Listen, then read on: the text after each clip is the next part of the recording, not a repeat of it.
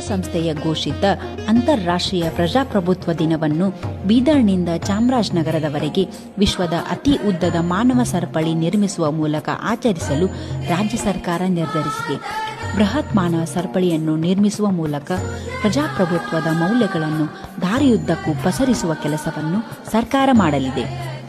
ಕರ್ನಾಟಕದ ಎಲ್ಲ 31 ಜಿಲ್ಲೆಗಳನ್ನು ಸಂಪರ್ಕಿಸುವ ಸುಮಾರು 2500 ಕಿಲೋಮೀಟರ್ ಮಾನವ ಸರಪಳಿ ನಿರ್ಮಿಸಲಾಗುತ್ತಿದ್ದು, ಇದು ವಿಶ್ವದಲ್ಲಿಯೇ ಅತಿ ಉದ್ದದ ಮಾನವ ಸರಪಳಿಯಾಗಲಿದೆ.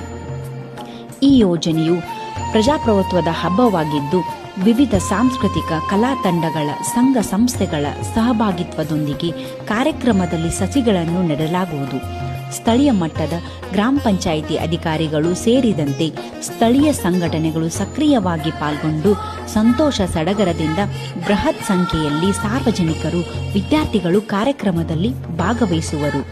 ಬೃಹತ್ ಮಾನವ ಸರಪಳಿಯನ್ನು ನಿರ್ಮಿಸಲಾಗಿದ್ದು, ನಮ್ಮೊಂದಿಗೆ ತಾವೆಲ್ಲರೂ ಭಾಗವಹಿಸಿ ದೇಶದಲ್ಲಿ ಪ್ರಜಾಪ್ರಭುತ್ವವನ್ನು ಬಲಪಡಿಸುವ ಮಹತ್ವದ ಕಾರ್ಯದಲ್ಲಿ ತಮ್ಮೆಲ್ಲರಿಗೂ ಆತ್ಮೀಯವಾದ ಸ್ವಾಗತ.